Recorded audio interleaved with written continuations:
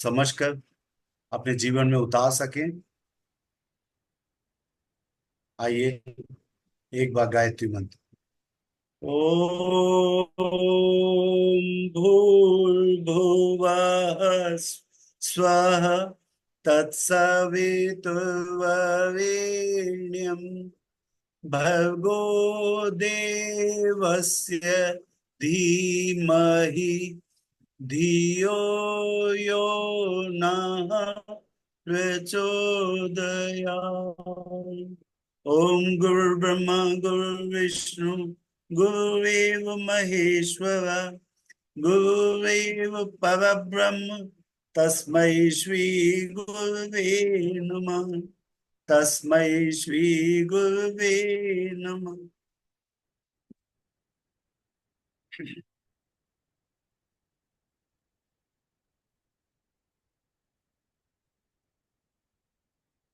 जिस प्रकार से कोशिकाओं से मिलकर के ये शरीर बनता है, उसी प्रकार से हम जिस प्राण शरीर की बात कर रहे हैं, जिस प्राण तत्व की बात कर रहे हैं, वो प्राण स्फुलिंग हमारे सूक्ष्म शरीर की प्राथमिक ईंटें हैं। ये गुरुदेव ने हमें अच्छे से बता दिया। जिस तरह से कोशिका को दो भागों में विभाजित कर सकते हैं, साइटोप्लाज्म और सेंट्रल पार्ट न्यूक्लियस। साइटोप्लाज्म को उस कोशिका का रसायन भाग और सेंट्रल पार्ट को नाभिक या संस्कार भाग कह सकते हैं, क्योंकि यही गुणसूत्रों के रूप में माता पिता के गुण बच्चों में आते हैं। जीवन की प्रमुख चेतना इसी नाभिक में प्रकाश, ताप, चुंबकत्व, विद्युत, ध्वनि और गति के रूप में विद्यमान रहती है। ये ऊर्जा की मूलभूत इकाइयां हैं। जो कई प्रकार की ऊर्जा होती है, जैसे light, heat, sound, magnetism, electrical energy और काइनेटिक एनर्जी के रूप में, गति के रूप में विद्यमान है। शरीर के स्थूल अणुओं में व्याप्त इस दूसरे जाल की सम्मिलित इकाई का नाम ही सूक्ष्म शरीर है। भारतीय योग विज्ञान में इस तत्व का नाम प्राण और उससे बने सूक्ष्म शरीर को प्राणमय कोश कहा गया है। पूर्व अध्याय में जिस बायोलॉजिकल प्लाज्मा बॉडी का वर्णन किया गया वह प्राणमय कोश ही है। पर प्रकृति की चेतना शक्ति, शरीर में मन की चेतना पंच तत्वों के सम्मिलन की चेतना मानी जाती है। आत्मा में प्रकाश प्राप्त करते हुए भी आत्मा का नहीं, शरीर का ही अंश माना जाता है। शरीर में जो मन की चेतना है वो पंच तत्वों के सम्मिलन की चेतना है, और आत्मा से प्रकाश प्राप्त करते हुए भी ये आत्मा का नहीं, शरीर का ही अंश माना जाता है, ये जो मन है। इसी प्रकार विश्वव्यापी पंच तत्वों की, महाभूतों की सम्मिलित चेतना का नाम प्राण। प्राण को ही जीवनी शक्ति कहते हैं। यह वायु में, आकाश में घुला तो रहता है, पर इनसे भिन्न है, जिसे जड़ प्रकृति कहते हैं। वस्तुतः वह भी जड़ नहीं है, उसमें प्राण की एक स्वल्प मात्रा भरी रहती है। ये गुरुदेव ने हमें बताया कि हम जड़ और चेतन दो भागों में पृथ्वी इस समस्त सृष्टि की चीजों को विभाजित करते हैं। सृष्टि में जो कुछ भी है वो एक तो जड़ है, दूसरा चेतन है। पर गुरुदेव कह रहे हैं कि पूर्ण रूप से निष्प्राण तो जड़ भी नहीं है। वस्तुतः जिसे जड़ प्रकृति कहते हैं, वस्तुतः वह जड़ नहीं, उसमें प्राण की एक स्वल्प मात्रा भरी रहती है। पूर्ण निष्प्राण वस्तु पूर्णतः निरुपयोगी नहीं, वह नष्ट भी हो जाती है। अगर कोई ऐसी चीज हो जिसमें प्राण बिल्कुल नहीं हो, पूर्ण रूप से निष्प्राण हो जाए, तो वह वस्तु ना तो उपयोगी होगी वरन वो नष्ट हो जाएगी। प्राण के अभाव में कोई वस्तु अपना स्वरूप धारण किए नहीं रह सकती। उसके जो स्वाभाविक गुण हैं वे भी स्थिर नहीं रह सकते। अर्थात प्रत्येक चीज में प्राण है, चाहे वो जड़ हो चाहे चेतन। प्राण को एक प्रकार की सजीव विद्युत शक्ति कह सकते हैं, जो समस्त संसार में वायु, आकाश, गर्मी एवं ईथर की तरह समाई हुई है।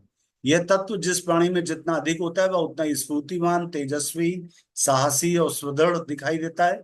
शरीर में व्याप्त इसी तत्व को जीवनी शक्ति एवं ओज कहते हैं, और मन में व्यक्त होने पर ही तत्व प्रतिभा एवं तेज कहलाता है। वीर्य में यही विद्युत शक्ति अधिक मात्रा में भरी रहने से मन ब्रह्मचारी लोग मनस्वी एवं तेजस्वी बनते हैं।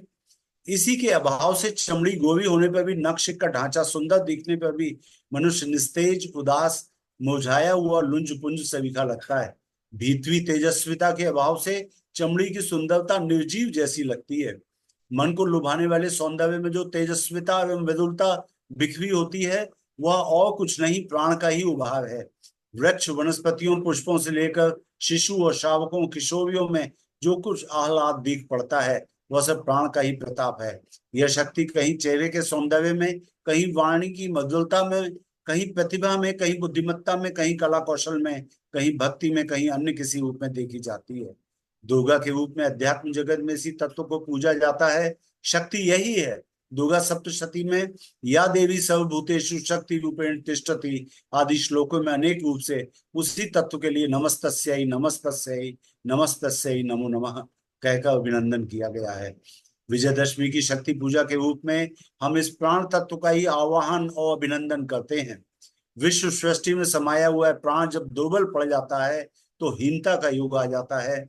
सब जीव जंतु दुर्बल काय, अल्पजीवी, मंद बुद्धि और हीन भावनाओं वाले हो जाते हैं। जब विश्व सृष्टि का जो प्राण है वो कमजोर हो जाएगा तो हीनता का युग आता है और सारे जीव जंतु दुर्बल, अल्पजीवी, मंद बुद्धि और हीन भावनाओं वाले हो जाते हैं। किंतु जब इस प्राण में प्रौढ़ता रहती है तो इस सृष्टि में सब कुछ उत्कृष्ट रहता है। सतयुग और कलयुग का भेद इसी विश्व प्राण की प्रौढ़ता और वृद्धता पर निर्भर है। जब सृष्टि में से यह प्राण होते होते मरण की परिसमाप्ति की स्थिति में पहुंचता है तो प्रलय की घड़ी प्रस्तुत हो जाती है। बुद्ध कह रहे हैं कि जब ये प्राण धीरे धीरे प्रौढ़ता को पहुंचता हुआ मरण की और परिसमाप्ति की स्थिति में पहुंचता है तो प्रलय हो जाती है। परमाणुओं के एक दूसरे के साथ संबंध रखने वाला चुंबकत्व प्राण ही नहीं रहा तो वे सब बिखर कर धूल की तरह छितरा जाते हैं। जितने स्वरूप बने हुए थे वे सब नष्ट हो जाते हैं। इसी का नाम प्रलय है। जब दीर्घ काल के पश्चात यह प्राण चिर निद्रा में से जागकर नव जीवन ग्रहण करता है तो सृष्टि उत्पादन की प्रक्रिया पुनः प्रारंभ हो जाती है। बिल्कुल मनुष्यों के जीवन चरित्र की तरह से, जीवन की तरह से जब मनुष्य का जीवन भी समाप्ति के पश्चात 10-12 साल के लिए निद्रा में जाता है, 10-12 साल के इंटरवल के पश्चात जब वो पुनः ऊर्जा ग्रहण करके और नवीन शरीर धारण करता है, नवजीवन ग्रहण करता है तो फिर से स्फूर्ति आ जाती है शरीर में। उसी तरह से गुरुदेव लिख रहे हैं जब दीर्घ काल के पश्चात यह प्राण चिर निद्रा में से जाकर नवजीवन ग्रहण करता है तो सृष्टि उत्पादन की प्रक्रिया पुनः आरंभ हो जाती है। जीवात्माओं को इस परा और अपरा प्रकृति का आवरण धारण करके कोई स्वरूप ग्रहण करने का अवसर मिलता है और वो पुनः जीव जंतुओं के रूप में चलते फिरते दृष्टिगोचर होने लगते हैं। यह प्राण तत्व किन्हीं प्राणियों को पूर्व संग्रहित संस्कार एवं पुण्यों के कारण जन्मजात रूप से अधिक मात्रा में उपलब्ध होता है। गुरुदेव कह रहे हैं किसी किसी प्राणी में पूर्व संग्रहित संस्कार के कारण या पूर्व जन्मों के अच्छे कर्मों के कारण जन्मजात रूप से अधिक मात्रा में उपलब्ध होता है। इसे उसका सौभाग्य ही कहना चाहिए। पर जिन्हें वह न्यून मात्रा में प्राप्त है उन्हें निराश होने की कुछ भी आवश्यकता नहीं। प्रयत्नों के द्वारा इस तत्व को कोई भी अभीष्ट आकांक्षा के अनुरूप अपने अंदर धारण कर सकता है।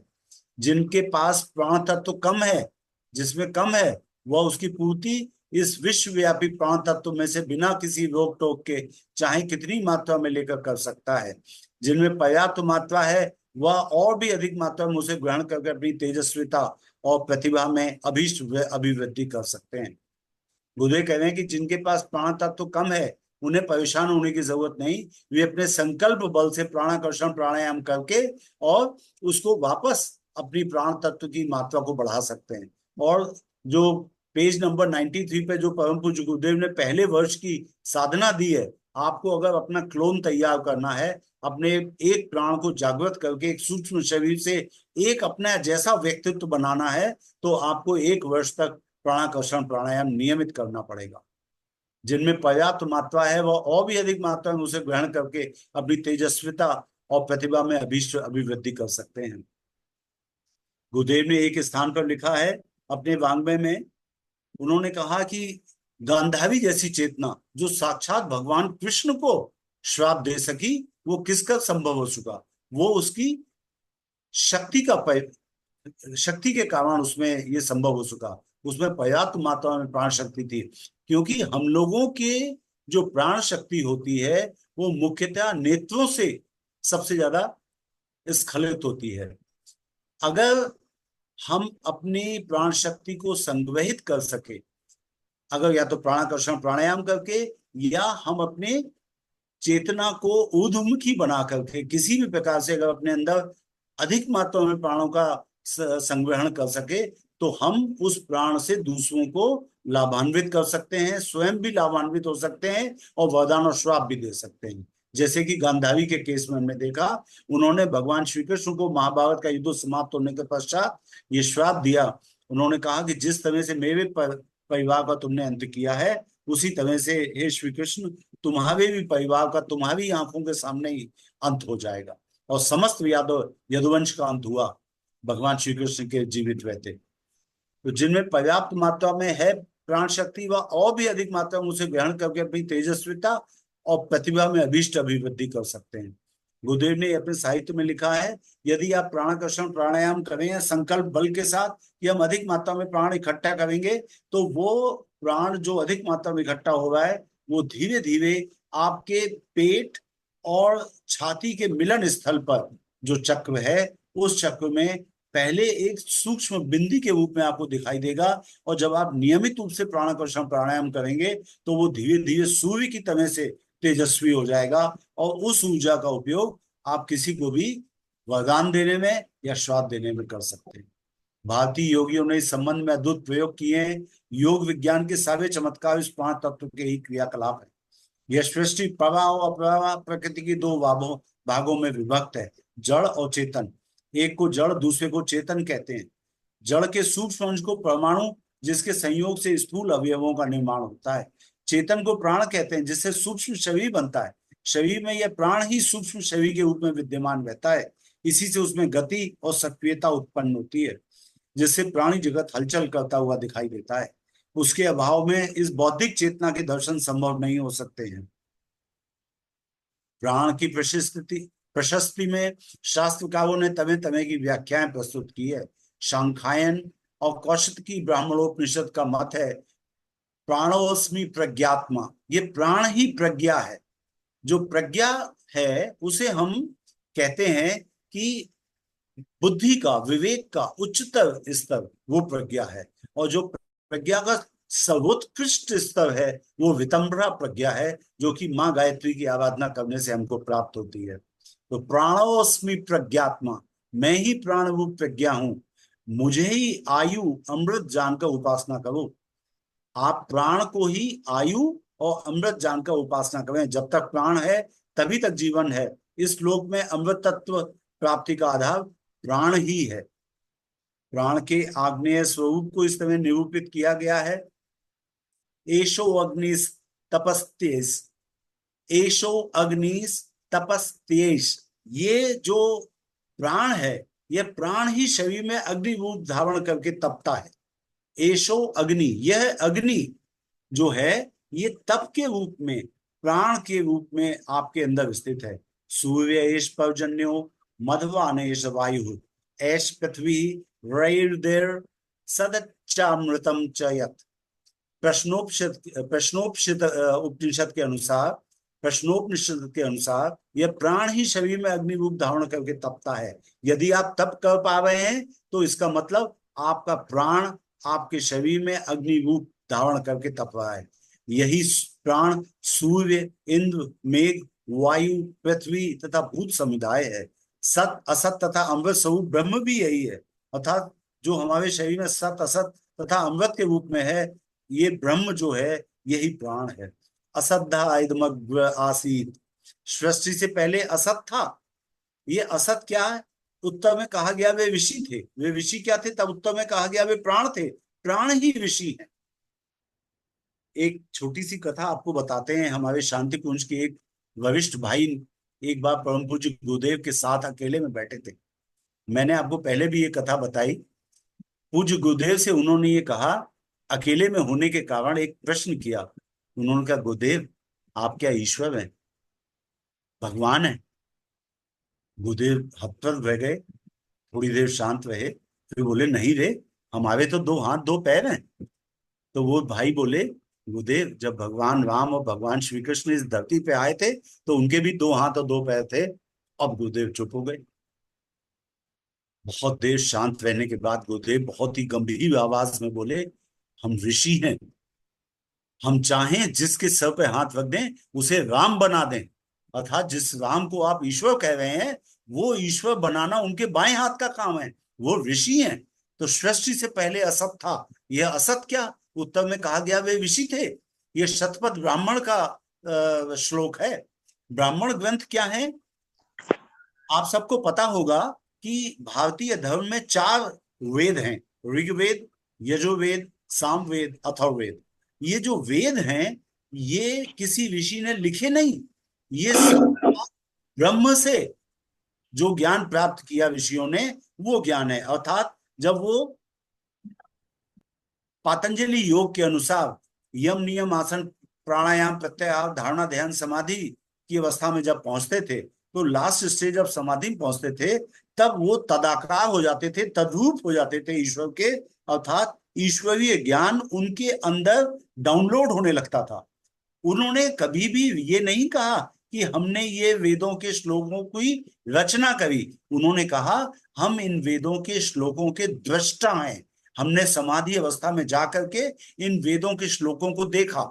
जो वेद हैं उनमें बहुत लाखों श्लोक हैं, इतने अधिक श्लोक। पहले तो बच्चे बहुत गंभीर होते थे, उनके पास मोबाइल नहीं थे, टेलीविजन नहीं था, कुछ नहीं था। अगर वो ऋषि के यहाँ गुरुकुल में पढ़ रहे हैं तो उनके पास एक ही काम होता था, विद्या अध्ययन। तो ऋषि बोलते थे और बच्चे सुनते थे, सुन करके वो ज्ञान आत्मसात करने के कारण वेदों को श्रुति कहा गया। लेकिन जब बाद में ऋषियों को लगा कि अब बालकों की धारण क्षमता कम होती जा रही है तो उन्होंने जो वेदों के प्रमुख पाठ हैं उनसे उन्होंने उपनिषद बनाए। और वेदों की जो व्याख्या के रूप में जो ग्रंथ बने वो ब्राह्मण ग्रंथ कहलाए। तो शतपथ भी एक ब्राह्मण ग्रंथ है। तो उस शतपथ ब्राह्मण में कहा गया है सृष्टि से पहले असत था। यह असत क्या है? उत्तर में कहा गया वे ऋषि थे। वे ऋषि क्या थे? तब उत्तर में कहा गया वे प्राण थे, प्राण ही ऋषि हैं। अर्थात ऋषि साक्षात ब्रह्म का वो पार्ट जिसे हम प्राण कहते हैं वो ऋषि हैं। यहाँ असत शब्द अभाव के अर्थ में नहीं है, अव्यक्त के रूप में प्रयुक्त हुआ है। ये लाइन ओम भैया बहुत इंपॉर्टेंट है, ये लाइन हमें याद रखनी है। कई बार हम लोग सत असत की बात जब करते हैं तो सत का मतलब सत्य, असत का मतलब असत्य मानते हैं। ऐसा नहीं। सर वो गुरुदेव, असत्य हुआ ना, वो तो असत्य हुआ, यहाँ पे हाँ गुरुदेव ने असत लिखा है।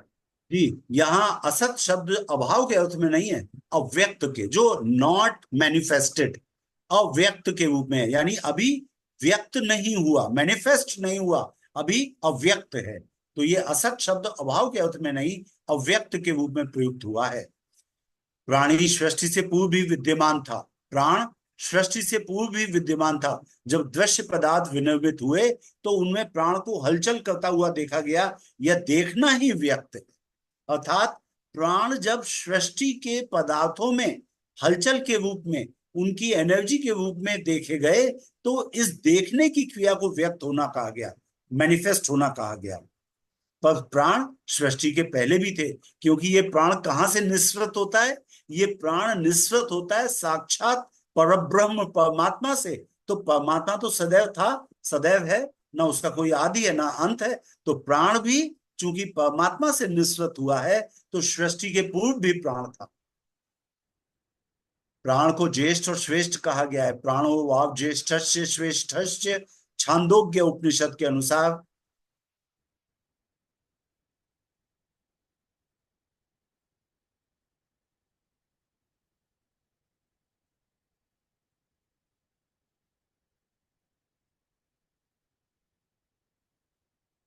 छांदोग्य उपनिषद के अनुसार प्राण को ज्येष्ठ और श्रेष्ठ कहा गया है। सृष्टि से पूर्व उसकी सत्ता विद्यमान होने से वह ज्येष्ठ है। ज्येष्ठ मतलब जो बड़ा है, उसी को हिंदी में लोग जेठ कहते हैं। अपने पति के बड़े भाई को जेठ कहते हैं ना। जेठ जो है वो अपभ्रंश है ज्येष्ठ का। ज्येष्ठ का मतलब जो पहले से है। तो सृष्टि से पूर्व उसकी सत्ता विद्यमान होने से वह ज्येष्ठ है। श्रेष्ठ इसलिए कि समस्त पदार्थों शरीरों में उसी की विभिन्न हलचलें दृष्टिगोचर हो रही हैं। तो छांदोग्य उपनिषद ने क्लियर किया कि प्राण को ज्येष्ठ क्यों कहते हैं, कि वो सृष्टि से पहले से विद्यमान है, इसलिए वो ज्येष्ठ है। और श्रेष्ठ इसलिए कि समस्त पदार्थों शरीरों में उसी की विभिन्न हलचलें दृष्टिगोचर हो रही हैं। हमारे शरीरों में जो इलेक्ट्रिकल एनर्जी है वही एक्चुअली प्राण है। वस्तुतः जीवन के अर्थ में ही प्राण का प्रयोग होता रहा है। बृहदारण्यक उपनिषद के अनुसार जिस किसी अंग से प्राण निकल जाता है वह सूख जाता है। दशे में पुरुषे प्राण आत्मेकादाशः। हम 10 इंद्रियों के साथ साथ 11वां मन, यह सब प्राण है। मनुष्य में रहने वाली 10 इंद्रियां और 11वां मन, यह सब प्राण है। इतने पर भी उसे वायु, इंद्रियां या मन नहीं कहा जा सकता। वस्तुतः वह इन सब के भीतर काम करने वाली जीवनी शक्ति है। जैसे पंखे के अंदर, गीजर के अंदर या एयर कंडीशनर के अंदर जो एक्टिविटी है वो इलेक्ट्रिकल एनर्जी के कारण है। तो इलेक्ट्रिकल एनर्जी को आप ये नहीं कह सकते कि ये गीजर है या एयर कंडीशनर है या पंखा है ना। तो उसी तरह से मनुष्य में रहने वाली 10 इंद्रियां और 11वां मन, यह सब प्राण है। प्राण से यही परिचालित होते हैं। इतने पर भी उसे वायु, इंद्रियां या मन नहीं कहा जा सकता। आप ये नहीं कह सकते कि ये प्राण जो है ये इंद्रियां हैं या मन है। वस्तुतः वह इन सब के भीतर काम करने वाली बायोलॉजिकल एनर्जी है, जीवनी शक्ति है। ब्रह्म सूत्र के अनुसार न वायु क्रिय पृथुक उपदेशात, यह प्राण वायु या इंद्रियां नहीं है। शास्त्रों में उसका उपदेश भिन्न रूप से किया गया है। प्रश्नोपनिषद में यह तथ्य और भी अधिक स्पष्ट कर दिया गया है। प्रश्न उपनिषद में यह तथ्य इस तरह से कहा गया है कि जो प्राण है उस वरिष्ठ प्राण ने मन और इंद्रियों से कहा, तुम मोह में मत पड़ो, मैं ही 5 रूप बनाकर इस शरीर को धारण किए हुए हैं। और हम सबको पता है प्राण, हमारे शरीर में 5 महाप्राण और 5 लघु प्राण होते हैं। तो इसीलिए उस वरिष्ठ प्राण ने मन और इंद्रियों से कहा, तुम मोह में मत पड़ो, गलत मत समझो, मैं ही 5 रूप बनाकर इस शरीर को धारण किए हुए। अर्थात जीवनी शक्ति प्राण है। न वायु प्राणो नापि कर्ण व्यापार, ब्रह्म सूत्र शंकर भाष्य के अनुसार यह प्राण वायु नहीं है और न वह इंद्रियों का व्यापार ही है। यह प्राण मन और इंद्रियों से भिन्न है, अर्थात उनकी जीवनी शक्ति है। प्राणाय नमो यस्य सर्वमिदं वशे यो भूता सर्वेश्वरो यस्मिन् अंतर सर्वम प्रतिष्ठितम। अर्थात उस प्राण को नमस्कार जिसके वश में यह सब कुछ है, जो सब प्राणियों का अधिष्ठाता है, जो सब में समाया है, जिसमें सब समाये हैं। संस्कृत में प्राण शब्द की व्युत्पत्ति प्र उपसर्ग पूर्वक अन धातु से होती है। अर्थात ये प्राण शब्द 2 चीजों से मिलकर बना है। प्रा उपसर्ग है और धातु है अन। अन धातु का मतलब होता है जीवनी शक्ति अथवा चेतना बोधक। इस प्रकार प्राण शब्द का अर्थ चेतना शक्ति होता है। जीवधारियों को प्राणी इसीलिए कहते हैं। प्राण और जीवन दोनों एक ही अर्थ में प्रयुक्त होते हैं। प्राण आत्मा का गुण है, यह परम आत्मा से, परम ब्रह्म से निस्वत होता है। यह लाइन बहुत इंपॉर्टेंट है, ये सबको याद रखनी चाहिए कि प्राण आत्मा का गुण है।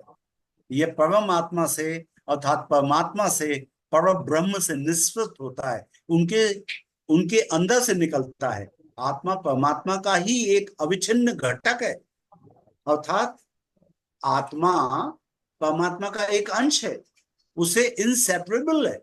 वह अंश रूप है तो भी उसमें मूल सत्ताधीश के सारे गुण विद्यमान है। जैसे पानी की एक बूंद में सागर के पानी की ही तरह की सभी क्वालिटीज हैं। वह अंश रूप है तो भी उसमें मूल सत्ताधीश के सारे गुण विद्यमान है। व्यक्तिगत प्राण धारण करने वाला प्राणी जब सुविकसित होता है तो वह भी बूंद के समुद्र में पड़ने पर सुविस्तृत होने की तरह ही व्यापक बन जाता है।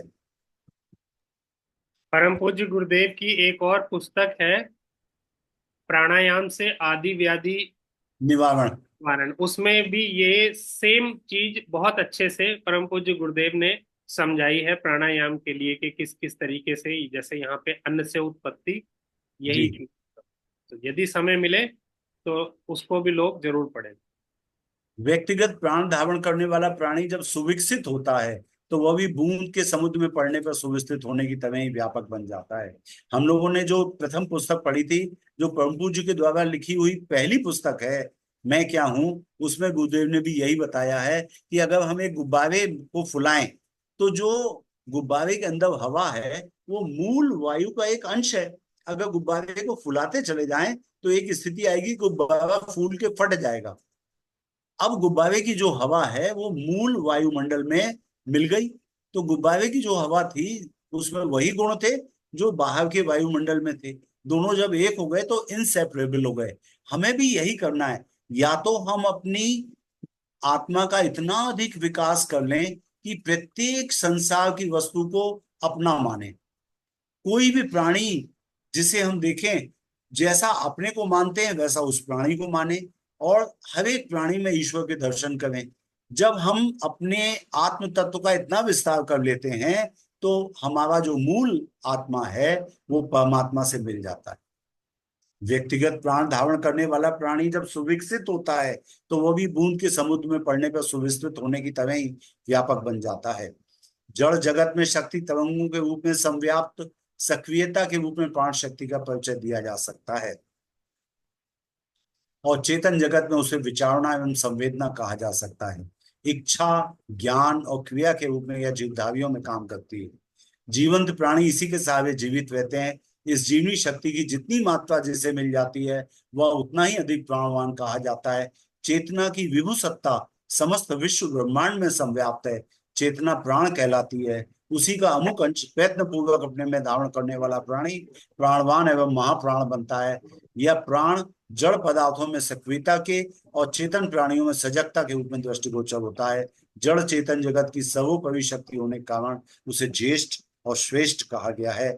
छांदोग्य उपनिषद में कहा गया है, प्राणो वाव ज्येष्ठस्य श्रेष्ठस्य। यह तत्व अनादि और अनंत है। इसी में सृष्टि बार बार विलीन और उत्पन्न होती रहती है। सृष्टि से पूर्व यहाँ क्या था, इसका उत्तर देते हुए शास्त्र कहता है कि सृष्टि के पूर्व उस ब्रह्म ने प्राण उत्पन्न किया। प्राण से श्रद्धा, बुद्धि, मन एवं आकाश, वायु, तेज, जल, पृथ्वी पंच तत्वों की उत्पत्ति हुई, तब अन्न उत्पन्न। आइए, आज के लिए इतना ही। कल हम लोग फिर इस स्वाध्याय को जारी रखेंगे। तब तक के लिए सभी को प्रणाम। ओम शांति शांति शांति। ईश्वर।